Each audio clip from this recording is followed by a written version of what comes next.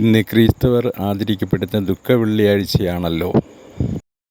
പ്രധാനത്തെക്കുറിച്ച് Christian സഹോദരങ്ങൾക്ക് എല്ലാവർക്കും അറിയാവുന്ന ഒരു യാഥാർത്ഥ്യ സത്യങ്ങൾ തന്നെയാണ്. എന്തെന്ന് വെച്ചാൽ, ദൈവം പരീക്ഷണാർത്ഥം പ്രവാചകനെ നമ്മളെ ഭൂമിയിലേക്ക് മനുഷ്യന്റെ നന്മയ്ക്കായി വിട്ടയച്ചു. പരീക്ഷണാർത്ഥം മനുഷ്യനെ നന്നാക്കുവാൻ ശ്രമിച്ച ഒരു കാലം, അതിന്റെ യാഥാർത്ഥ്യ സത്യങ്ങളിൽ കൂടിയാണല്ലോ ഈ മിശിഹായെ മനുഷ്യന്റെ നന്മയ്ക്ക് വേണ്ടിയിട്ട് ഈ പ്രപഞ്ചത്തിലേക്ക് വിട്ടത്.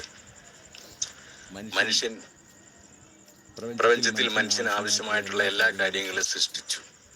ആദത്തിനെ ഹവ്വായെ സൃഷ്ടിച്ചു. അവയുടെ പരമ്പരാഗത മന്ദിരി പോലെ വർദ്ധിക്കുന്ന ജനങ്ങൾക്ക് ഭക്ഷിക്കുവാനും ഉള്ള എല്ലാ ഉപമകളും, എല്ലാ ഭക്ഷ്യ വസ്തുക്കളും, വായുവും ജലവും എല്ലാം മനുഷ്യന് ധാരാളമായി സൃഷ്ടിച്ചെന്ന് സർവശക്തനായ ദൈവത്തിന് നന്ദി പറയുന്നു. സൃഷ്ടിതാവ് ഒന്ന് മാത്രമേ ഉള്ളൂ. അത് കൃഷ്ണനെന്നും ക്രിസ്തുവെന്നും നബി എന്നും പ്രവാചകരെ നമ്മൾ പേരിട്ട് വിളിക്കുന്നു. എന്നാൽ ഈ പ്രപഞ്ചം എന്ന് പറയുന്നതിൽ ഒരു സത്യം, നഗ്നമായ സത്യമാണ്. ആ പ്രപഞ്ചം ആണ്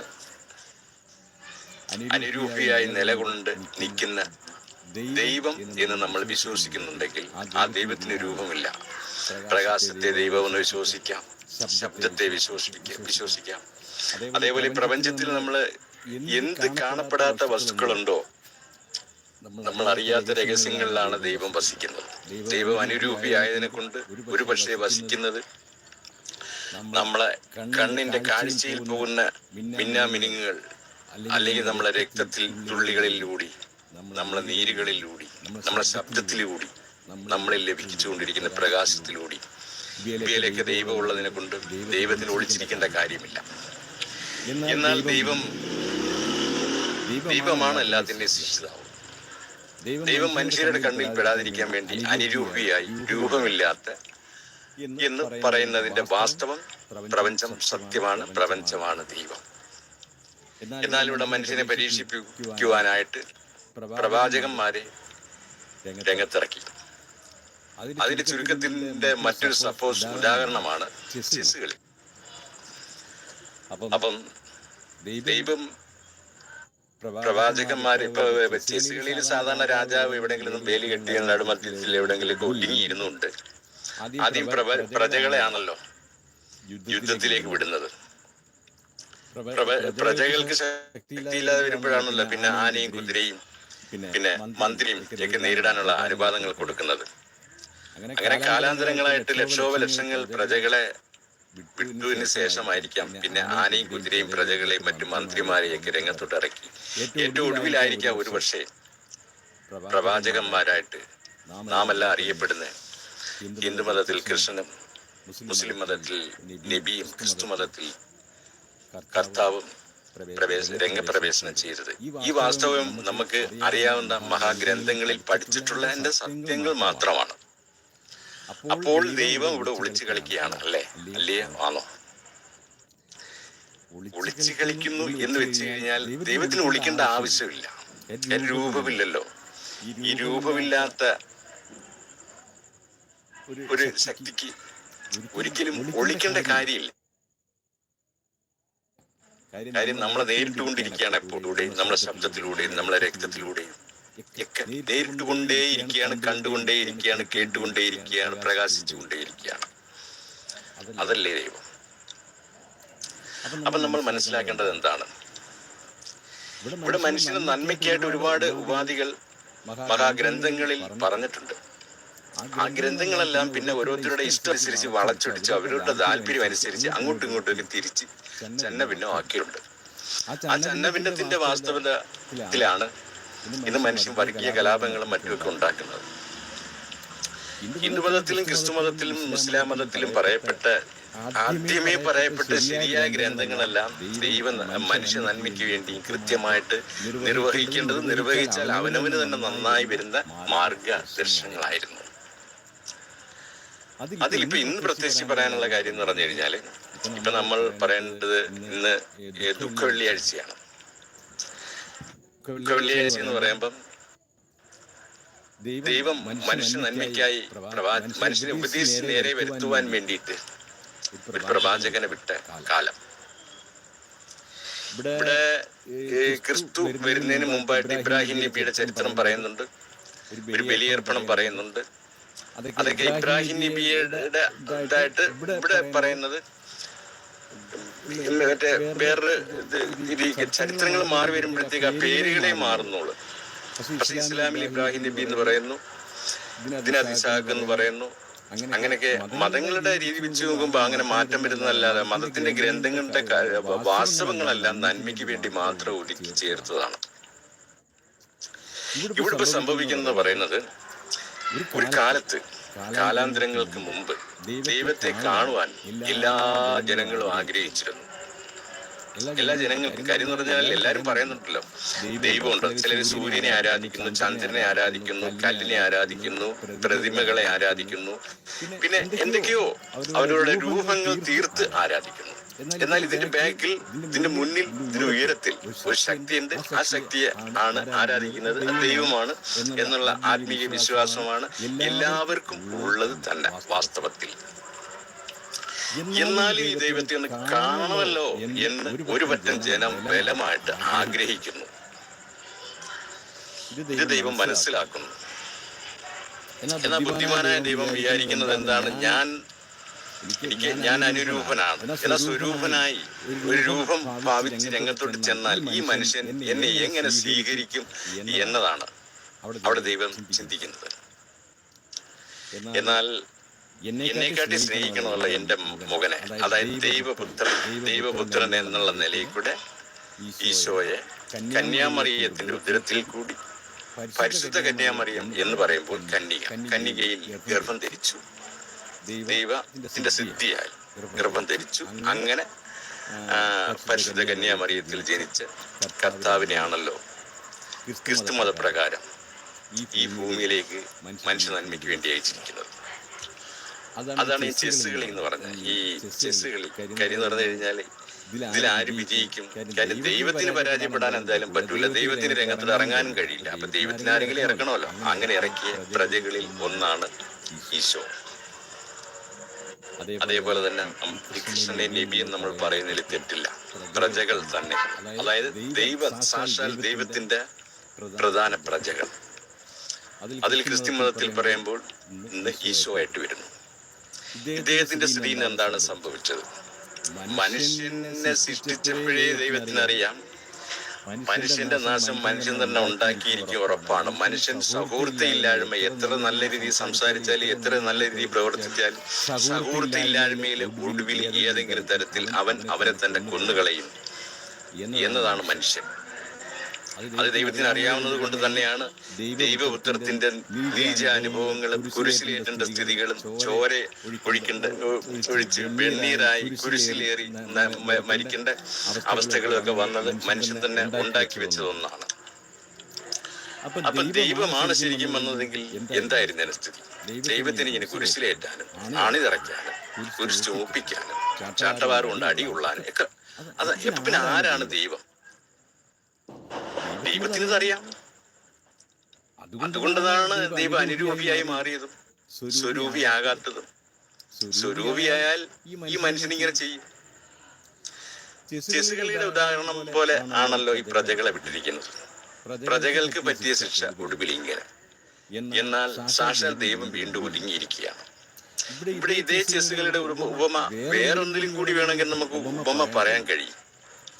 ഇതേ ദൈവത്തെ നമ്മൾ ഇഷ്ടപ്പെടുന്ന മാതിരി തന്നെ ഈ ദുനിയാവിൽ നിന്ന് പ്രണയിനികളുണ്ട്. പുരുഷന്മാർ സ്ത്രീയായാലും സ്ത്രീ പുരുഷനെയായാലും പ്രണയിക്കുന്ന ഒരു വാസ്തവങ്ങളുണ്ട്. ഈ വാസ്തവത്തിൽ പിന്നെ ഇന്നത്തെ കാലത്തെ വെച്ച് പറഞ്ഞു കഴിഞ്ഞാൽ മൊബൈൽ ഫോൺ തന്നെ എവിടുന്നെങ്കിലും ഒരു നല്ല സ്വരം കേട്ട് കഴിഞ്ഞാൽ പുരുഷനാണെങ്കിൽ ആ സ്ത്രീയെ ഒന്ന് കാണാൻ ആഗ്രഹിക്കുന്നു. എവിടെന്നെങ്കിലും ഗാംഭീര്യമുള്ള ഒരു ആണിന്റെ ശബ്ദമാണ് കേൾക്കുന്നതെങ്കിൽ സ്ത്രീ ആ പുരുഷനെ കാണാൻ ആഗ്രഹിക്കും, ശബ്ദം കേൾക്കാൻ ആഗ്രഹിക്കും ആവർത്തിച്ച്. ശബ്ദേ മതി അതേ ആവശ്യപ്പെടുത്തുള്ളൂ. സ്ത്രീയെ അങ്ങോട്ടായാലും പുരുഷനെ ഇങ്ങോട്ടായാലും ഇത് രണ്ടിൽ ഏവരായാലും ശബ്ദമാണ് ആദ്യം ആവശ്യപ്പെടുക. ശബ്ദം കേട്ട് മടുക്കും. പിന്നെ കാണാൻ ആവശ്യപ്പെടും.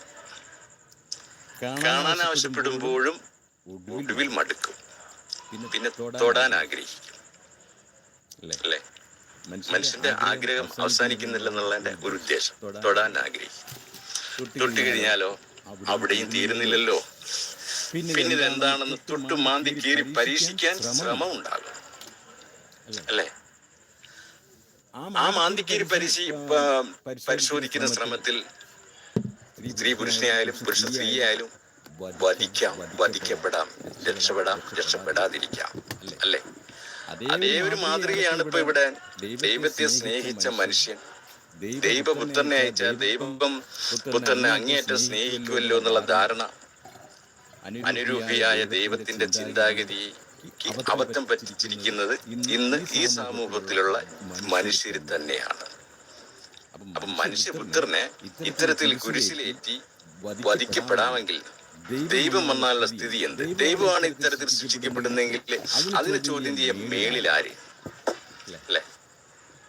അപ്പം ഈ മനുഷ്യന്റെ സ്ഥിതി ഇങ്ങനെ തന്നെ വരും. ഏത് രീതിയിലായാലും മനുഷ്യനൊരിക്കലും ആകർഷ അടങ്ങുന്നില്ല.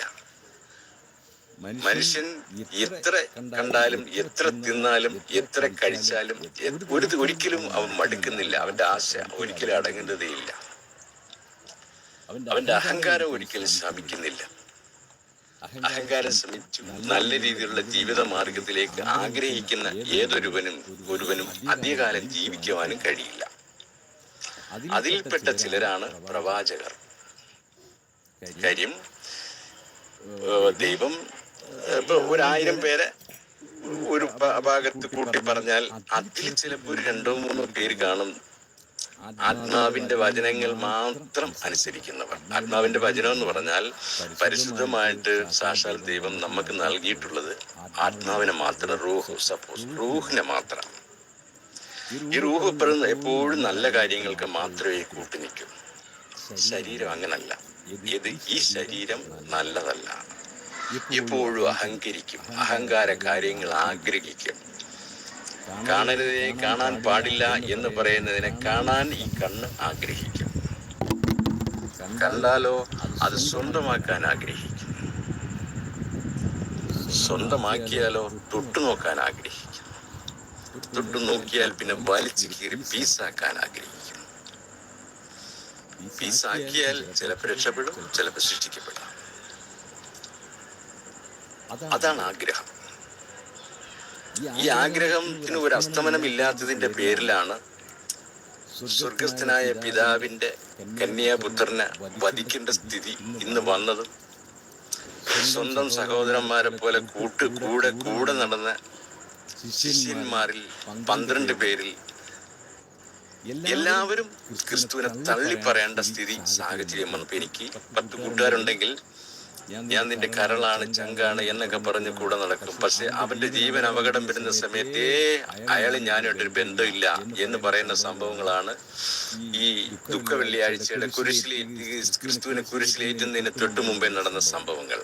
ഈ സംഭവങ്ങൾ എങ്ങനെയൊക്കെ സംഭവിക്കും എന്നുള്ള പരിശുദ്ധ പ്രവാചകൻ തന്നെ മുൻകൂട്ടി അരുൾ ചെയ്തിട്ടുണ്ട്, പറഞ്ഞിട്ടുണ്ട്. കഴിഞ്ഞ ദിവസം പെസഹ വ്യാഴൻ എന്ന് പറയുന്നത് അവസാനത്തെ അത്താഴം. ഈ അവസാനത്തെ അത്താഴത്തിൽ ക്രിസ്തു എല്ലാം മനസ്സിൽ ദൈവപുത്രനാണല്ലോ, അദ്ദേഹം മനസ്സിൽ കണക്കാക്കി പറയുന്നുണ്ട്. ഇതിന്റെ അവസാനത്തെ ദിവസമാണെന്നും അവസാനത്തെ അത്താഴമാണെന്നും പെസഹ വ്യാഴത്തിൽ ക്രിസ്തു മനസ്സിലാക്കിക്കൊണ്ട് 12 ശിഷ്യന്മാരെയും കൂട്ടി ചേർത്തിരുത്തി. എന്നിട്ട് പറയുന്നുണ്ട്, ഒരപ്പം കൊടുത്തിട്ട് ഈ അപ്പം എന്റെ ശരീരമാകുന്നു, ഇതെല്ലാരും പാകം വെച്ച് കഴിക്കുകയും. മുന്തിരി നീര് കൊടുത്തിട്ട് പറയുന്നുണ്ട്, ഇതെന്റെ രക്തമാകുന്നു, ഇതെല്ലാരും വീതിച്ച് കഴിക്കുകയും. എന്റെ പാനപാത്രം ഇതോടുകൂടി അവസാനിക്കുകയാണ്. എന്നാൽ നിങ്ങളിൽ ഒരുവൻ എന്നെ ഒറ്റുകൊടുക്കും. ഈ 12 പേരിൽ ഒരുവൻ ക്രിസ്തുവിനെ ഒറ്റുകൊടുക്കും എന്നാണ് പറയുന്നത്. 12 പേരും പരസ്പരം മുഖാമുഖം നോക്കിയിട്ടെ അങ്ങനെ സംഭവിക്കാം. പ്രിയപ്പെട്ട ചങ്കിന് ചങ്കായിട്ട് കൂടെ നിർത്തിയിരിക്കുന്ന ഞങ്ങളെ ക്രിസ്തുവിനെ ഞങ്ങൾ ഒറ്റ കൊടുക്കാൻ ഒരിക്കലുമില്ല. അങ്ങനെ സംഭവിക്കത്തേയില്ല. ഞങ്ങള് മരിച്ചാലും രക്തത്തിൽ അലിഞ്ഞാലും അങ്ങനെ സംഭവിക്കില്ല. 12 ശിഷ്യന്മാർ ഒറ്റക്കെട്ടായിരുന്നു.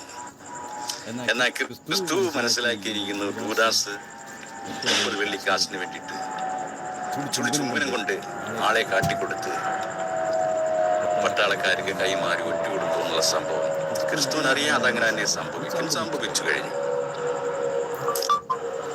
അതുപോലെ തന്നെയാണ് ഇവിടെ സംഭവിച്ച് മറ്റ് കൂട്ടുകാരും അവരും മോശക്കാരൊന്നുമല്ല. നിങ്ങളിൽ 3 പ്രാവശ്യം എന്നെ തള്ളി പറയും. എന്നെ തള്ളി പറഞ്ഞു കഴിഞ്ഞ് എന്നെ നിങ്ങൾ അപ്പൊ അത് തർക്കം ഉണ്ടായി. ഞങ്ങളാരും അങ്ങനെ പറയില്ല, അങ്ങേ തള്ളി ഞങ്ങളാരും പറയില്ല. ക്രിസ്തു പറയും. പറഞ്ഞതിന് ശേഷമേ അടുത്ത പുലർച്ചയിൽ പൂവൻ കോഴി കൂകും അല്ലേ? സംഭവം വാസ്തവത്തിൽ ക്രിസ്തുവിനെ പിടിക്കാൻ വന്ന പട്ടാളക്കാർക്ക് അറിയില്ല. എല്ലാവരുടെയും രൂപവും വേഷവും ഒരുപോലെ ഇരിക്കുമ്പോൾ ക്രിസ്തു ആരെന്നറിയില്ല. എന്നാൽ ആ പട്ടാളക്കാര് ആരെയാണ് ക്രിസ്തു എന്ന് പറഞ്ഞ് പിടിക്കേണ്ടതെന്ന് അറിയാതെ വട്ടം ചുറ്റി നിൽക്കുന്ന സമയത്ത് ഓരോരുത്തരെയും സംശയം, നീയാണോ ക്രിസ്തു? നീ അല്ലെന്ന് പറയുമ്പോൾ നീ ക്രിസ്തുവിന്റെ അനുയായിയാണോ? അല്ല പറയേണ്ട ഒന്ന്. ആണെന്ന് പറഞ്ഞാൽ അവനെ ഈ പട്ടാളക്കാര് വധിക്കും. അങ്ങനെ 3 ശിഷ്യന്മാരും ഞാൻ ക്രിസ്തുവിന്റെ ആരുമല്ല, എനിക്കറിയില്ല എന്ന് പറഞ്ഞു. അറിയാമെന്ന് പറഞ്ഞാൽ ക്രിസ്തുവിനെ കാട്ടിക്കൊടുക്കേണ്ടവരും. അങ്ങനെ സ്വയരക്ഷാർത്ഥത്തിൽ ക്രിസ്തുവിനെ അറിയുകയില്ല. തലേ ദിവസം അത്താഴം കഴിച്ചപ്പോൾ ക്രിസ്തു പറഞ്ഞ വചനം അന്നേരം ഓർമ്മ വരുന്നു. ഒടുവിൽ 3ാമത്തവനും തള്ളി പറഞ്ഞപ്പോൾ കോഴി കൂവുന്നു. അപ്പോൾ ഈ ശബ്ദം ക്രിസ്തു കേട്ടു, മനസ്സിലായി. 3ാമത്തെ ശിഷ്യനും എന്നെ തള്ളി പറഞ്ഞിരിക്കുന്നു. ഇനി ഒരുവൻ 30 വെള്ളിക്കാശ് വാങ്ങിക്കൊണ്ട് എന്നെ ചുംബിച്ചുകൊണ്ട് പട്ടാളക്കാർക്ക് കാട്ടിക്കൊടുക്കും. അതും സംഭവിച്ചു. യൂദാസ് 30 വെള്ളിക്കാശ് വാങ്ങിക്കൊണ്ട് യേശുവിനെ കെട്ടിപ്പിടിച്ച് ചുംബിച്ചു. ആ ചുംബനം കൊടുത്തത് ക്രിസ്തുവിനെയാണെന്ന് മനസ്സിലാക്കി പട്ടാളക്കാര് കൂടി അദ്ദേഹത്തെ പിടിച്ചു. ചരിത്രങ്ങൾ എല്ലാവർക്കും അറിയാവുന്നല്ലേ? ചാട്ടവാറ് കൊണ്ടാണ് തല്ലി മുൾക്കിരീടം അണിഞ്ഞും പിന്നെ അങ്ങനെയൊക്കെ ഒരുപാട് ക്രൂര പ്രവർത്തനങ്ങളൊക്കെ ചെയ്ത് കുരിശിലേറ്റിയ സംഭവങ്ങളൊക്കെ ആണല്ലോ പിന്നീട് നടന്നിട്ടുള്ളത്. അതിപ്പോ ആവർത്തിച്ച് പറയാതെ തന്നെ എല്ലാവർക്കും അറിയാവുന്ന ചരിത്ര ഗ്രന്ഥങ്ങളിലുള്ള കാര്യം തന്നെയാണ്. ഇതിൽ പീലാത്തോസ് മാത്രം ഒരു നീതിമാൻ ഉണ്ടായിരുന്നു. പീലാത്തോസ് പറഞ്ഞ് ഈ നീതിമാൻ മരണശിക്ഷയ്ക്ക് അർഹമായ ഒന്നും തെറ്റ് ചെയ്തിട്ടില്ല, അതുകൊണ്ട് ഇദ്ദേഹത്തിൽ പാപം പ്രവർത്തിക്കാൻ ഞാൻ ആളില്ല എന്നും പറഞ്ഞ് കൈയൊഴിയും. എന്നാൽ മറ്റു മന്ത്രിമാര് പറഞ്ഞു, ക്രിസ്തുവിനെ ശിക്ഷിക്കുന്നതിനോടൊപ്പം ബറാബാസ് എന്നൊരു കൊടും കൊലയാളിയും കൊള്ളക്കാരനും ഉണ്ട് ഉള്ളില്, ചങ്ങലയിൽ ബന്ധിച്ചിരിക്കുകയാണ്. അവരെ തുറന്നു വിടുക, ക്രിസ്തുവിനെ കുരിശിലേറ്റുക. ഇതാണ് സങ്കല്പിച്ചത്, കരുതിയത്. അങ്ങനെ ക്രിസ്തുവിനെ കുരിശിലേറ്റി സംഭവങ്ങളും അത് ദുഃഖ വെള്ളിയാഴ്ച ഇത് കുരിശിലേറ്റി കഴിഞ്ഞതിന് ശേഷവും ഇത് ദൈവപുത്രനാണെന്ന് മനസ്സിലാക്കാൻ എല്ലാവർക്കും കഴിയുന്നില്ലല്ലോ. എന്നാൽ യേശുവിനെ കുരിശിൽ കയറ്റി കല്ലറയിൽ അടക്കം ചെയ്തു. പിന്നെ കല്ലറ തുറക്കാൻ പാടില്ലാത്ത കല്ലറ, അത്രയോ ഉഗ്രമായ പാറക്കല്ലും ഒക്കെയാണ്. അങ്ങനെ അത് തുറന്ന് കല്ലറ കാണാൻ ചെന്നപ്പോ കല്ലറയുടെ തുറന്നിരിക്കുന്നു. യേശു ക്രിസ്തു കല്ലറയിലില്ല, അപ്രതീക്ഷമായിരിക്കുന്നു. 3-ാം നാൾ ഉയർത്തെഴുന്നേക്കുമെന്ന് ഈ കുരിശിന്റെ ജീവിതം തുടങ്ങുന്നതിന് മുമ്പ് തന്നെ, കുരിശിന്റെ ശിക്ഷാവിധി ആരംഭിക്കുന്നതിന് മുമ്പ് തന്നെ അദ്ദേഹം പറഞ്ഞിരുന്നു. അത് പ്രകാരം 3-ാം നാൾ അദ്ദേഹം ഉയർത്തെഴുന്നേക്കുന്ന അവസരമാണ് ഇനി വരാൻ പോകുന്നത്. ഇന്ന് ദുഃഖ വെള്ളിയാഴ്ച എന്ന് പറയുമ്പോൾ അദ്ദേഹം കുരിശിൽ അദ്ദേഹത്തിന്റെ ദൈവത്തോട് പ്രാർത്ഥിക്കുന്ന ദിവസം, അതായത് എന്റെ ജീവൻ അങ്ങയുടെ കരങ്ങളിൽ ഞാൻ ഏൽപ്പിച്ചിരിക്കുന്നു എന്നൊരു പ്രാർത്ഥന പറയുന്നുണ്ട്. എങ്കിൽ തന്നെ സ്വർഗത്തിനായ ക്രിസ്തു നേരത്തെ ദൈവത്തിന്റെ കരങ്ങളിൽ എത്തിക്കഴിഞ്ഞു. കാര്യം ഈ തലേദിവസങ്ങളിലെ പെസക വേള അത്താഴം എല്ലാവർക്കും പങ്കുവെച്ച് ഇതെന്റെ രക്തമാകുമെന്നും പറഞ്ഞ് മുന്തിരിനീരും ഇതെന്റെ ശരീരമാകുമെന്നും പറഞ്ഞ് അപ്പവും കൊടുത്തതിന് ശേഷം അദ്ദേഹം ഗാഗുൽത്ത മലയിലുള്ള ഉയർന്ന മലയുടെ ഏറ്റവും ഉയരത്തിൽ കയറിയിരുന്നു കൊണ്ട് കർത്താവിനോട് പ്രാർത്ഥിക്കുന്നുണ്ട്, എന്റെ പാനപാത്രം സ്വീകരിക്കണമേ, എന്നെ അങ്ങ് സ്വീകരിക്കണമേ എന്നൊക്കെ പ്രാർത്ഥിക്കുന്നുണ്ട്. അദ്ദേഹം സ്വർഗസ്ഥനായ ആ പിതാവ് പ്രാർത്ഥിക്കുന്നത് അന്ധകാരത്തിലേക്ക് നോക്കിക്കൊണ്ടാണ്. ആ ദൈവം ആർക്കും അറിയില്ല, പ്രപഞ്ചത്തിലേക്കാണ്. ആ ദൈവത്തിന്റെ രൂപമില്ല. ഈശോ കർത്താവ് എന്നൊക്കെ ഈ കുരിശിലേറ്റിയ പ്രവാചകനെ വിളിക്കുന്നുണ്ടെങ്കിൽ തന്നെയും അതിൽ മേളിലൊരു ദൈവം ഉള്ളത് അത് ആരാണെന്ന് കർത്താവ് എന്ന് വിളിക്കുന്നുണ്ട്. കർത്താവിന് ഒരു രൂപമില്ല. അത് അന്ധകാരത്തിലേക്ക് നോക്കിയിട്ടാണ് ഈ ക്രിസ്തു പ്രാർത്ഥിക്കുന്നത്. ഇതേപോലെ തന്നെ ഇസ്ലാം മതം അനുസരിച്ച് നമ്മളെ മുസ്ലിങ്ങളിലും അള്ളാഹുവിനെ ആരാധിക്കുന്നുണ്ട്.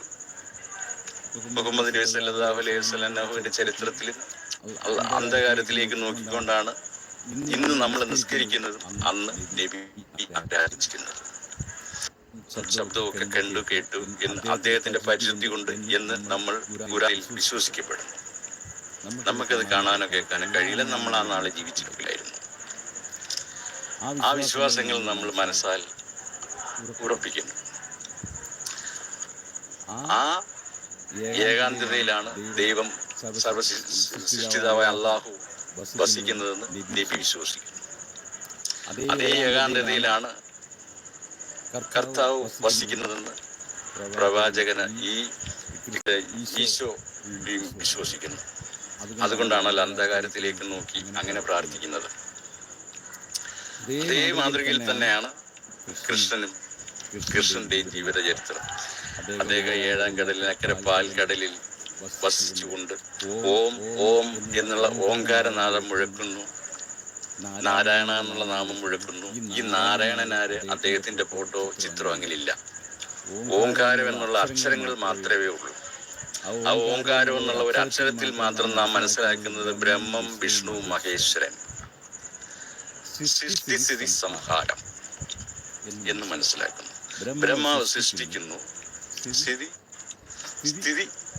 ഇരിക്കുന്നത് കൃഷ്ണൻ, സംഹരിക്കുന്നത് ശിവൻ. അങ്ങനെ വിശ്വാസത്തിൽ ഓംകാരം എന്ന ഒരക്ഷരം മാത്രമാണ് അവിടെ ചിത്രമായിട്ടുള്ളത്. അപ്പൊ ഈ കൃഷ്ണനും ശിവനും ഇങ്ങനെയൊക്കെ ഉള്ള ഇവരെല്ലാരും പിന്നെ മറ്റു ദേവഗണങ്ങളെല്ലാം മനുഷ്യര് തന്നെയാണ്, മനുഷ്യരൂപികൾ തന്നെയാണ്. അത് കണക്കിന് ഇസ്ലാം പ്രവാചകന്മാരും ശ്രോതാക്കൾ, അമ്പിയ, വലിയക്കന്മാരും ഇവരൊക്കെ മനുഷ്യര് തന്നെയാണ്. അതേപോലെ തന്നെ ക്രിസ്ത്യൻ പ്രവാചകരും പരിശുദ്ധ കന്യാമറിയം അതൊരു അത്ഭുതമായ കന്യാമറിയം തന്നെയാണ്. അത് നമ്മൾ ഇസ്ലാം മതത്തിലും കന്യാമറിയത്തിന് വേണ്ടിയിട്ട് നമ്മൾ പ്രാർത്ഥിക്കുന്നുണ്ട്. ക്രിസ്ത്യൻ മതത്തിലും അങ്ങനെയുണ്ട്. ആ പ്രാർത്ഥനയുടെ നാമോദയങ്ങൾ വരുമ്പോഴത്തേക്ക് ക്രിസ്ത്യൻ മതത്തിന്റെ പള്ളികളിലും ആ പ്രാർത്ഥനയുടെ എത്തുന്ന എൻഡിൽ എത്തുമ്പോഴത്തേക്ക് ആമീൻ എന്ന് പറയുന്നുണ്ട്. ഇസ്ലാമും അത് പറയുന്നുണ്ട്. പിന്നെ അല്പസ്വല്പ വ്യത്യാസങ്ങളെ എല്ലാ മതത്തിലും അങ്ങോട്ടും ഇങ്ങോട്ടും ഒക്കെ മാറ്റം വരും. എല്ലാം ഒരുപോലെ ഇരിക്കുമല്ലോ. എല്ലാം ഒരുപോലെ ഇരുന്ന് കഴിഞ്ഞാൽ പിന്നെ ഈ മതത്തിൽ ഒരു മത്സരം ഉണ്ടാകില്ലല്ലോ. കാര്യം എന്ന് പറഞ്ഞാൽ ഒരു ഇസ്ലാം ഒരു നല്ല നിലയിൽ കൂടെ പരിശുദ്ധമായിട്ടുള്ള നമസ്കാരങ്ങളും കാര്യങ്ങളും ഒക്കെ ചെയ്ത് മുന്നോട്ട് പോകുമ്പം ഈ ക്രിസ്ത്യൻ മതക്കാർക്ക് തോന്നണം അതിനെക്കാട്ടി നന്നായിട്ട് നമുക്ക് പോകണം എന്നുള്ള മത്സരം ഉണ്ടാകണം. അപ്പൊ അതേപോലെ അവരും പ്രാർത്ഥിക്കണം, അവരുടെ പള്ളിയും നല്ല രീതിയിൽ പരിപാലിക്കണം. അതാണെങ്കിൽ ഹിന്ദുക്കൾക്ക് തോന്നുമ്പം അവരുടെ അമ്പലങ്ങളും നല്ല രീതിയിൽ പരിപാലിക്കണം, നല്ല രീതിയിൽ പ്രാർത്ഥിക്കണം. അങ്ങനെ ഇങ്ങനെ 3 വിഭാഗങ്ങളായിട്ട് ഇങ്ങനെ മാറി നിൽക്കുമ്പോഴത്തേക്ക് ഓരോരുത്തർക്കും ഒരു മത്സരം ഉണ്ടാകണമല്ലോ. ആ മത്സരത്തിലാണ് അവരുടെ ദേവാലയങ്ങൾ നന്നായി പോകുന്നത്. ഈ ദേവാലയം സ്ഥിതി ചെയ്യുന്നത് എവിടെയാണ്? അവരുടെ മനസ്സിലാണ്. എന്നാൽ അതിന്റെ രൂപം നമ്മള് ഭൂമിയുടെ ഓരോരോ ഭാഗത്ത് നിർമ്മിച്ചിരിക്കുന്നു എന്ന് മാത്രം. അത് പള്ളിയാകാം, അമ്പലങ്ങളാകാം. അത് നമ്മുടെ മനസ്സിന്റെ ഒരു സ്മാരകമാണത്. പക്ഷെ ദൈവം സാക്ഷാൽ എല്ലാവരുടെയും മനസ്സിലും അവരവരുടെ രക്തത്തിലും തന്നെയാണ് വസിക്കുന്നത്. അതിനെ ഒന്ന് പരിവർത്തപ്പെടുത്താൻ വേണ്ടിയിട്ട് മാത്രമാണ് നമ്മൾ ഈ അമ്പലവും പള്ളിയും അങ്ങനെയുള്ള ഭയഭക്തി വന്ദനങ്ങളും ബഹുമാനങ്ങളും ഒക്കെ സൂചകമാകാൻ വേണ്ടിയിട്ട് തന്നെയാണ് അതൊക്കെ നിർമ്മിച്ചിരിക്കുന്നത്. അല്ലാതെ അതിൽ വേറെ ഒരു അർത്ഥമില്ല.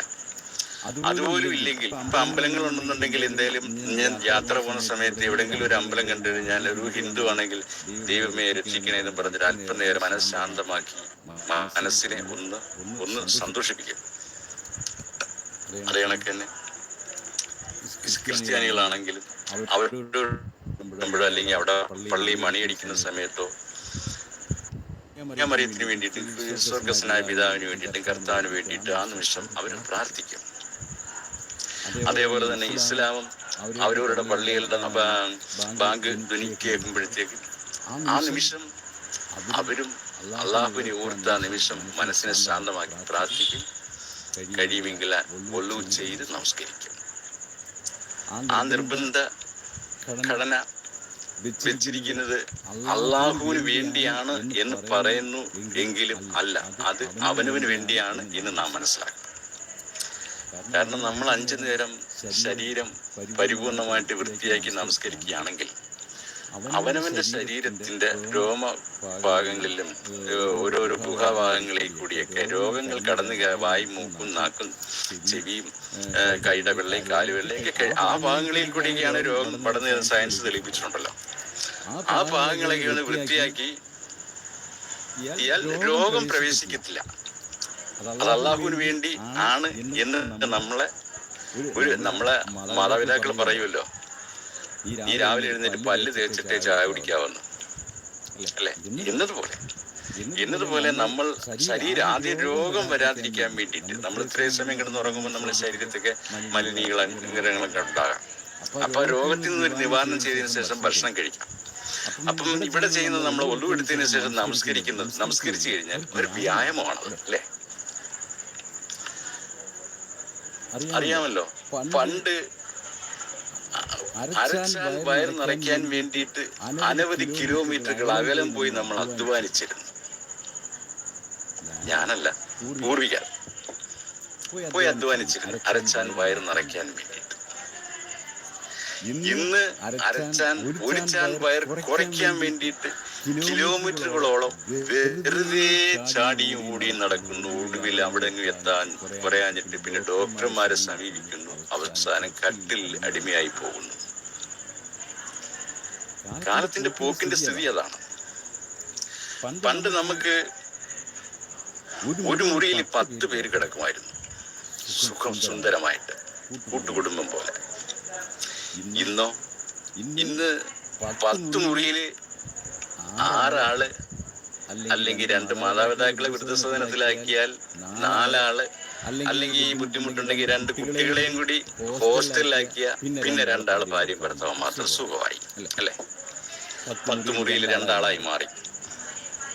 സുഖം, സ്വാതന്ത്ര്യം. പൂർവികർ അച്ഛനും അമ്മയും വൃദ്ധരായിട്ടുള്ളവരുണ്ടെന്നുണ്ടെങ്കിൽ അവരുടെ ഉപദേശങ്ങളും കുറ്റവും കുറവുകളും കേൾക്കുമ്പം ഈ ചെറുപ്പക്കാർക്ക് ഭ്രാന്തി പിടിക്കും, ചെറുപ്പക്കാരുടെ കുട്ടികൾക്കും ഭ്രാന്തി പിടിക്കും. ഇനി അവരെ വൃദ്ധസദനത്തിലാക്കി കഴിഞ്ഞാലോ പിന്നെ ഈ കുട്ടികൾ ഈ ദാമ്പത്യങ്ങൾക്ക് ഒരു ശല്യമായി മാറും. കാര്യം എന്തെങ്കിലുമൊക്കെ അവര് സല്ലാപത്തിലിരിക്കുന്ന സമയത്ത് കുട്ടികൾ ചെന്ന് എത്തി നോക്കുകയോ അല്ലെങ്കിൽ അച്ഛ ഇതെന്താണ് അല്ലെ അമ്മ ഇതെന്താണെന്ന് പറഞ്ഞു തരുവോ, ഇത് ഡിസ്റ്റർബ് ആകുന്നു. കുട്ടികൾക്ക് അറിവ് പിടിക്കാൻ കഴിയുന്നില്ല. കുട്ടികൾക്ക് മാതാപിതാക്കളിൽ നിന്ന് അറിവ് നേടിയെടുക്കാൻ കഴിയുന്നില്ല. കാരണം ഇവിടെ സ്വാർത്ഥ താല്പര്യമാണ് ഓരോരുത്തരും നോക്കുന്നത്. ആ സ്വാർത്ഥ താല്പര്യത്തിന്റെ പേരിൽ ഇപ്പം നമ്മൾ കണ്ട് മനസ്സിലാക്കുന്നത് ഈ പക്ഷിമൃഗാദികളൊക്കെ കുട്ടികളെ പ്രസവിച്ച് പറക്കമുറ്റാകുമ്പോൾ പിന്നെ തിരിഞ്ഞു നോക്കുന്നില്ല. മൃഗാദികളും ഒക്കെ എങ്ങനെ തന്നെ പറക്കമുറ്റാകുന്നവരിക്കും അതിന്റെ തീറ്റി കാര്യങ്ങളൊക്കെ നോക്കും. അതേപോലെ തന്നെ ആണല്ലോ മൃഗങ്ങളും. നടക്കാനുള്ള ഒരു ഇത് വരുമ്പോഴേക്കുള്ള പാലും മറ്റു കാര്യങ്ങളൊക്കെ കൊടുത്ത് സന്തോഷം. പിന്നെ തിരിഞ്ഞു നോക്കില്ല. പിന്നെ അതിന്റെ വഴി കണ്ടാൽ പോലും അറിയില്ല. പിന്നെ അത് തന്നെ വേണമെന്നുണ്ടെങ്കിൽ ഇണകളായി മാറാം. കേൾക്കുന്നുണ്ടല്ലോ ഇന്നത്തെ മനുഷ്യ സാഹചര്യത്തിലും പല പല വാർത്തകൾ. ഇന്നത്തെ മനുഷ്യ ജന്മത്തിൽ അങ്ങനെ തന്നെ ചില സാഹചര്യങ്ങൾ പിറന്നു പോയി. അപ്പം ഞാൻ പറഞ്ഞത് ദുഃഖ വെള്ളിയാഴ്ചയുടെ കഥ. പിന്നെ ഇതിൽ തന്നെ ഒരു കാര്യം കൂടി പറയാനുണ്ട്. ഈ അറിവിന്റെ കാര്യം പറയുമ്പോൾ, മുമ്പ് നമ്മളൊക്കെ സ്കൂളിൽ പഠിക്കാൻ പോകുന്ന സമയത്ത് രാവിലെ വീട്ടിൽ നിന്ന് പ്രാർത്ഥിച്ചുകൊണ്ട് പോകും, ദൈവമേ ടീച്ചർമാരുടെ തല്ലുകൊള്ളാതെ രക്ഷപ്പെടുത്തണേ, ഞാൻ ഹോംവർക്ക് ചെയ്തില്ല, അല്ലെങ്കിൽ എനിക്ക് എന്തെങ്കിലും തെറ്റ് വന്നാൽ ടീച്ചർമാർ തല്ലരുത് എന്ന്. ഇന്ന് ടീച്ചർമാർ വീട്ടിൽ നിന്ന് പ്രാർത്ഥിച്ചുകൊണ്ടിറങ്ങും, ദൈവമേ കുട്ടികളെ കയ്യിൽ നിന്ന് തല്ലുകൊള്ളാതെ ഞങ്ങളെ പെരയിലെത്തിക്കണേ എന്ന്. കാലത്തിന്റെ പോക്കിന്റെ സ്ഥിതി അങ്ങനെയാണ്. പണ്ട് നമ്മൾ വീട്ടിനുള്ളിൽ നിന്ന് ഭക്ഷണം കഴിച്ചുകൊണ്ട് വീട്ടിന്റെ പുറത്തു പോയി വിസർജിക്കുമായിരുന്നു. ഇന്ന് പുറത്തുനിന്ന് ഭക്ഷണം കഴിച്ചുകൊണ്ട് വീട്ടിനുള്ളിൽ വന്ന് വിസർജിക്കുന്നു. അത് ഞാൻ കുറ്റം പറഞ്ഞല്ല, ഇന്നത്തെ സാമൂഹ്യപരമായ ഞെരുക്കവും സ്ഥലക്കുറവും ജനപരിഷ്കാരവും പെരുക്കങ്ങളും കൊണ്ട് സാഹചര്യവശാൽ അങ്ങനെ ചെയ്യുന്നു. അതിൻ്റെതായ മാറ്റച്ചട്ടങ്ങളാണ് ഇന്ന് സംഭവിച്ചുകൊണ്ടിരിക്കുന്നത്. എന്നാൽ അത് അങ്ങനെയെന്ന് പറയാം. മുമ്പ് എൻ്റെ ഈ ചട്ടയൊന്ന് കീറിയാൽ നമ്മളത് സൂചി നൂലും വാങ്ങിയോ അല്ലെങ്കിൽ മെഷീൻ കൊണ്ടോ തയ്ച്ച് അന്തസ്സായിട്ട് ഇട്ട് നടക്കും. ഇന്ന് ഈ വസ്ത്രം കീറിയിട്ടില്ലെങ്കിൽ കാലും കൈയും നഗ്നപരമായിട്ടുള്ള ഭാഗങ്ങളൊക്കെ വലിച്ച് കീറി അന്തസ്സായിട്ട് നടക്കും. മെഷീന്റെ സൂചി നൂലിന് ആവശ്യമില്ല. അപ്പം ആവശ്യമുള്ളതും ആവശ്യമില്ലാത്തതുമായി മനുഷ്യൻ തന്നെ ഓരോരോ പ്രവണതകൾ പ്രവർത്തിച്ച് അവനവനെ തന്നെ ഇല്ലായ്മ ചെയ്യുന്ന കാലങ്ങളാണ് ഇപ്പോഴും വന്നുകൊണ്ടിരിക്കുന്നത്. ഇതിലൊരു അല്പസ്വല്പമൊക്കെ മാറ്റത്തിൽ ന്യൂ ജനറേഷൻ നന്നായി വരുന്നുണ്ടെങ്കിൽ അത് ഇന്നത്തെ ബഹുമാനപ്പെട്ട മസ്ജിദുകളിലും എല്ലാ പള്ളികളിലും അമ്പലങ്ങളിലും ഒക്കെ അതിൻ്റെതായ രീതിയിൽ അറിയാവുന്ന കുറെ വൃദ്ധന്മാരെന്നേ പറയാൻ കഴിയുന്നുള്ളൂ. കുറച്ചൊക്കെ അറിവുള്ളവർ കുറെ അറിവുകളൊക്കെ കേൾക്കാൻ ആഗ്രഹിക്കുന്ന ചെറുപ്പക്കാർക്ക് ചില കഴിഞ്ഞ കഥകളും മുറകളും ഒക്കെ പറഞ്ഞു കൊടുക്കുന്നത് അടിനടയും മറ്റൊന്നുമല്ല. ക്ഷമപരമായിട്ട് മനുഷ്യൻ ജീവിതം സ്വസ്ഥമായിട്ടും സ്വൈരമായിട്ടും മുന്നേറുവാനുള്ള സാമൂഹ്യ വ്യവസ്ഥകളാണ് അവർ പഠിപ്പിച്ചുകൊണ്ടിരിക്കുന്നത്. അതിൽ ചിലര് അത് താല്പര്യപ്പെടുന്നു, പഠിക്കുന്നു, ചിലര് അതിനെ വിമർശിക്കുന്നു, മുതലെടുക്കുവാനാണ് എന്ന് പറഞ്ഞ് ആക്ഷേപിക്കുന്നു. ഇതെല്ലാം ഒരുപോലെ വരണമെന്നില്ല, അതൊരിക്കലും വരികയുമില്ല. അങ്ങനെ വരികയാണെന്നുണ്ടെങ്കിൽ ഈ രാഷ്ട്രീയം പല വിധത്തിലാകില്ലല്ലോ. ഇപ്പൊ കോൺഗ്രസ്, കമ്മ്യൂണിസ്റ്റ്, BJP, മറ്റു പല പാർട്ടികൾ അങ്ങനെ ആവില്ലല്ലോ. പക്ഷേ അതാണ് ഒരാൾ ചിന്തിക്കുന്ന പ്രകാരമോ ഒരു രീതിയിൽ മാത്രമോ ഈ കാലം ഒരിക്കലും മുന്നോട്ട് പോകുകയില്ല. ഭരണപക്ഷമുണ്ടെങ്കിൽ പ്രതിപക്ഷം വേണം, നിർബന്ധമാണ്, എങ്കിലേ രാജ്യം നന്നാവും എന്നതുപോലെ തന്നെയാണ്. ഇല്ലെങ്കിൽ ഒരാൾ മാത്രമാണ് ഭരിക്കുന്നതെങ്കിൽ ആ രാജ്യത്തിന് നാശം ഉറപ്പാണ്. കാര്യം ചോദിക്കാനും പറയാൻ ആളില്ലല്ലോ. എന്നതുപോലെ ഞാനൊരു നന്മ ചെയ്താലും അയാൾ ചെയ്യുന്ന തിന്മയാണെന്ന് പറയാൻ മറ്റൊരാളുണ്ടെങ്കിൽ ഞാൻ ഈ നന്മ ചെയ്യുന്നതിൻ്റെ ഇടയ്ക്ക് എന്തെങ്കിലും തിന്മകളുണ്ടോ എന്ന് ഞാൻ ചൂന്ന് നോക്കി ആ തിന്മ തിരുത്തി നന്മയിലേക്ക് വരും. അപ്പം എന്നെ വിമർശിക്കാനോ ചീത്ത പറയാൻ ഒരാളുണ്ടായിട്ടല്ലേ. എന്നതുപോലെ എല്ലാ വ്യവസ്ഥയിലും, എല്ലാ മീറ്റിംഗ്സുകളിലും, എല്ലാ സെറ്റപ്പുകളിലും ഓരോരോ പ്രതികരണങ്ങൾ എപ്പോഴും മനുഷ്യന്റെ ജീവിതാവസാനം വരെ ഉണ്ടാകും. എന്നിരുന്നാൽ തന്നെ മനുഷ്യന്റെ ആത്മാവിന്റെ സ്ഥിതി ഇഷ്ടം അനുസരിച്ച് മാത്രം നന്നായി പോകാനുള്ള മാർഗം ഇതിലേക്ക് ഇന്ന് പരിപൂർണമായിട്ടും എല്ലാ മനുഷ്യനും താല്പര്യപ്പെട്ടു വരുന്നില്ല എന്നത് മാത്രമാണ് ഇവിടെ സംഭവിച്ചുകൊണ്ടിരിക്കുന്നത്. ഇതല്ല, മനുഷ്യൻ നന്നാകണം, കുറേയൊക്കെ അറിവും യുക്തി കഴിവും ബഹുമാനവും വേണം. നമ്മൾ പ്രകൃതിയോട് ഒരു ബഹുമാനം വേണം, അല്ലെങ്കിൽ നമ്മുടെ മാതാപിതാക്കളോട് വേണം. ഇതല്ലെങ്കിൽ നമ്മൾ പലരെയും ബഹുമാനിക്കേണ്ടതുണ്ട്, മക്കളെയെങ്കിലും ബഹുമാനിക്കേണ്ട അവസ്ഥ വരും. തൻ്റെ മക്കൾ ആയാൽ താനെന്ന് വിളിക്കണം, സ്നേഹിക്കണം, പിന്നെ കൂട്ടുകാരെ പോലാകും. അങ്ങനെ നമ്മളെ ജീവിതത്തിൽ ഒരുപാട് നല്ല കാര്യങ്ങൾ ചെയ്തു തീർക്കാനുള്ള സൗഭാഗ്യം എല്ലാവർക്കും വരട്ടെ. ഇൻഷാ അല്ലാഹ് ഇനി എന്തെങ്കിലുമൊക്കെ അറിവിൽപ്പെടുന്ന കഥകൾ വരും ദിവസങ്ങളിൽ പറയാം എന്ന് ആഗ്രഹിക്കുന്നു. അസ്സലാമു അലൈക്കും, നമസ്കാരം.